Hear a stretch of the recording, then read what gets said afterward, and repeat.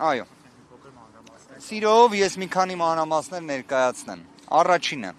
2025 թվականի նոյեմբերի 18-ին հաջորդած ժամանակահատվածում մեր կողմից թե քննչականին, թե դատախազությանը, թե իրավասու այլ մարմիններին ներկայացվել են 10-ից ավելի միջնորդություններ։ Դրանցից յուրաքանչյուրը իր ազդեցությունը ունենում է իրավաչափության պայմանների վրա։ Վերջին ասուլիսներից մեկի ընթացքում գործընկերների հետ միասին բոլորին տեղեկացրել էինք,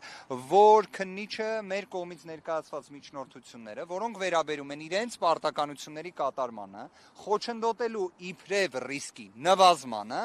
որակում էր այն անհիմն միջնորդություն եւ մերժում էր։ Այդ ամենը չէր կարող իրավական հետևանք չունենալ։ Մեր կողմից հետևյալ գործողությունը կատարվեց։ Այս ժամանակահատվածում բոլոր հիմքերը, հիմնավորումները, ինչպես նաև այլ բնույթի խնդիրները, որոնք մենք արձանագրել էինք, որոնք ազդեցություն են ունենում իրավաչափության պայմանների վրա, կուտակել էինք եւ ներկայացրել էինք որպես նոր ի հայտ եկած փաստարկի հիմքով միջնորդություն դատարանին։ Դա քրեական դատավարության օրենսգրքի 289 հոդվածով նախատեսված կարգավորումն է։ Դատարանը քննության առնելով մեր միջնորդությունը որոշեց այն բավարարել մասնակի կիրառելով տնային կալանք եւ գրավ։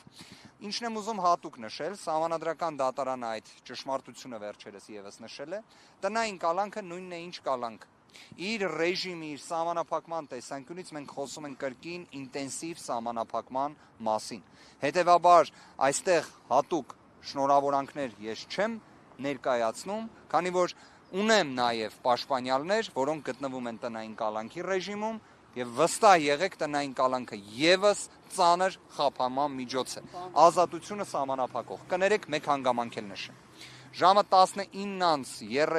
19:45-ի սահմաններում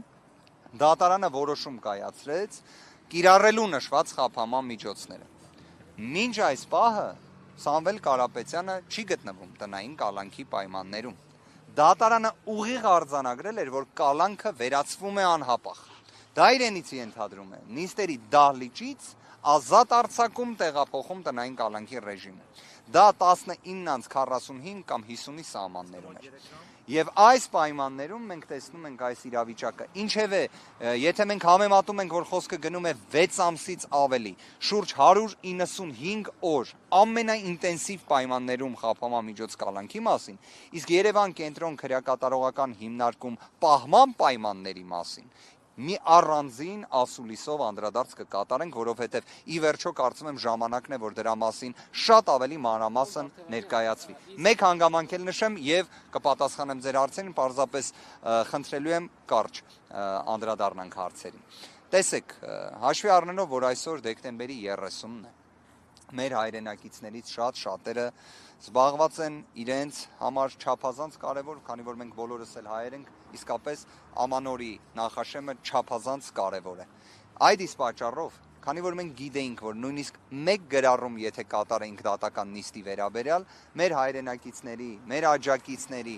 հազարավոր մեր հայրենակիցների ներկայությունը լինելու էր դատական նիստերի դահլիճի առջև։ Մենք իսկապես ելնելով Սամվել Կարապետյանի հստակ դիրքորոշումից զերծ ենք մնացել դրանից, քանի որ չէինք ցանկանում, որ դեկտեմբերի 30-ը ինչքան էլ կարևոր է, չափազանց կարևոր է ամեն մի անձի ներկայությունը դատական նիստերի, այսպես ասած, դահլիճում գտնվելու պայմաններում, երբ իմանում ես, որ մեր հայրենակիցները դատարանի առջև են, բայց բոլոր դեպքերում զերծ մնացինք այդ իրազեկումից, իհարկե գիտակցելով, որ հնարավորություն կունենանք մանրամասն բոլոր հարցերին պատասխանել։ Հիմա լսում եմ։ Տնային կալանքը այս որոշումը ինչ է ենթադրում, արդյոք հաղորդակցության սահմանափակումները ամբողջական հետարքիր հարց եք տալիս, սահմանափակումները հաղորդակցման ինտենսիվ կերպով կիրառված են, կրկին բացառապես մերձավոր ազգականներին է վերաբերելու եւ ըստ էության նաեւ կարծես խոսքի ազատության սահմանափակումել է նախատեսված, որի վերաբերյալ առանձին անդրադարձ կկատարենք։ Ես ակնհայտորեն եմ ասում, այստեղ որոշումը ամբողջությամբ պարզապես չենք ստացել, քաղվածքով ենք ստացել, դրան ծանոթանալուն պես լրացուցիչ դիրքորոշում կարտահայտենք, այդ թվում վերաքննության կարգով բողոքարկման վերաբերյալ։ ըստ էության կարող է նաև դրան վերաբերել, դրա համար կցանկանամ դատարանի որոշմանը ծանոթանալ նոր ամբողջական ասել, շատ պարզ ուզում եմ ձեզ բացահայտել, մեր պատկերացրած խափանման միջոցը առկա այն տվյալների, որոնք մենք ստացել էինք այս ժամանակահատվածում, պետք է լիներ պարզապես կալանքի վերացումը։ Իդեպ հենց մեր խնդրամասն էլ այդպիսինն էր։ Առաջնային կալանքի ընդհանրապես վերացում։ Ներողություն մի հարցել, իսկ հիմա ինչ են ասում այստեղ, արդյոք գրավի հավաստմող փաստաթուղթ։ Ոչ, դա չի հարցը, պարզապես այսպես մի հասկացություն կա, կոչվում է ազատական։ Ցանկացած մեր հայրենակիցով, որ կալանավորումով անցել է, գիտի այդ եզրույթի մասին, ազատականն են լրացնում այն պայմաններում, երբ դատական նիստերի դահլիճից ազատ էր արձակվել։ Այդ ժամանակ ազատական չի լրացվում ԿԿՀ-ում։ Բայց սա է իրավիճակը։ Իդեպ այս նախաձեռնությամբ, որ անպայման պետք է ուղեկցեն դեպի քրեակատարողական հիմնարկ, փաստացի հանդես եկավ քննչական խմբի ղեկավարը։ Եղարկող կողմը որոշել է բողոքարկել, կարծես թե, եւ գրավի չափի մասին ինչ կարող եք ասել, որքանով էր օրինաչափ շեմը, որը սահմանվել էր։ Գրավի հետ կապված չափը իմ կարծիքով դա գրավի բացակայությունն է Սամվել Կարապետյանի դեպքում։ Մենք խոսում ենք այնպիսի ճանաչում ունեցող անձի մասին, որի պայմաններում իր հեղինակությունը, իր անցած ճանապարհը առավել քան բավարար է ցանկացած ռիսկ զսպելու համար։